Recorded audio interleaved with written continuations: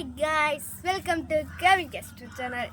இன்றைக்கி வந்து bad practice தான் எடுக்க போகிறோம். அதாவது இங்கே பார்த்தீங்கன்னாக்கா பந்தெல்லாம் செஞ்சு வச்சுருக்கேன். இங்கே வந்து மேலே பார்த்தீங்கன்னாக்கா கட்டி வச்சு மேலே அப்படியே வச்சுட்டு இங்கே பார்த்தீங்கன்னாக்கா கட்டி வச்சுருக்கேன். பேட்லாம் கூட ரெடியாக இருக்குது. வாங்க விளையாடலாம். இந்த பேட்டு வந்து விளையாடுறது அவ்வளோ ஈஸி இல்லை. ஏன்னா நீங்கள் ஒரு கிரிக்கெட் பிளேயர் ஆகணுமா, எனக்கும் அதான் ஆசை.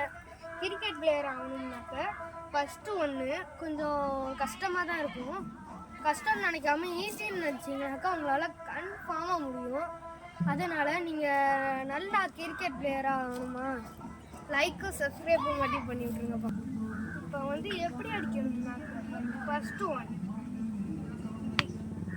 இப்படி ஸ்டாப் பண்ணிடுங்க. அதாவது இவங்ககிட்ட சிக்கவே கூடாது. அதாவது இப்படி அடிக்கிறது, இந்த இப்படி அடிக்கக்கூடாது. அதுவும் இல்லாமல் இந்த இங்கே பாருங்கள், நான் அடிக்கிற மாதிரி சிக்கவே கூடாது. அது ரொம்பவும் நம்மளுக்கு ப்ராக்டிஸ் கஷ்டம். அதனால் இந்த மாதிரி விட்றதெல்லாம் சகஜம்தான்.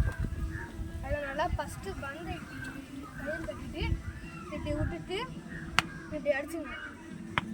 இப்படி பொறுமையாக அடிச்சுட்டு ஸ்டாப் பண்ணுறதுக்கு அதே மாதிரி இப்படி பண்ணிடாதீங்க. இந்த மாதிரி ஸ்லோவாக ஃபஸ்ட்டு ஆரம்பிங்க.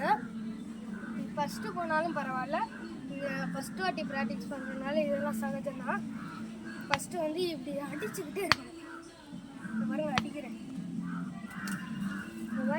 இந்த மாதிரி வாழ்க்கையில் இந்த மாதிரி கிரிக்கெட்லாம் அவ்வளோ ஈஸினே கிடையாது. இப்போ வாங்க அடிக்கிறேன் பாருங்கள். இந்த மாதிரி சுற்றிக்கிட்டே தான் இருக்கும். இந்த மாதிரி கயிறு கட்டினீங்கனாக்கா அதனால் அவங்களால ஒழுங்காக ப்ராக்டிஸ் பண்ண முடியலன்னு மட்டும் நினச்சிடாதீங்க. அப்புறமேட்டி நீங்கள் ப்ராக்டிஸ் பண்ணுறதே நிறுத்த கூட சான்சஸ் இருக்குது. இந்த டிப் அடிச்சுட்டு பின்னாடி பிடிச்சாலும் ஒன்றும் பிரச்சனை இல்லை.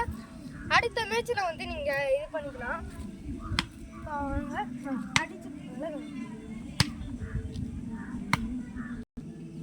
இந்த பார்த்தீங்களுக்கு இந்த மாதிரி ஏற்கனவே சிக்கக்கூடாது. தெரியாமல் சிக்கிடுச்சு, அதனால தான் சொல்கிறேன். இது மிஸ் ஆச்சுனாக்கா ஒன்றும் பிரச்சனை இல்லை. அது சும்மா ப்ராக்டிக்ஸ் தான் எடுத்துக்கிட்டு இருக்கோம். ஃபஸ்ட்டு இப்படி ஸ்லோவாக அடிக்க ட்ரைனிங் பண்ணுவேன்.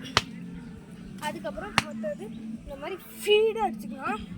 இங்கே வந்து பேட்டு பொசிஷன் எப்படி இருக்குன்னு பார்த்தீங்க.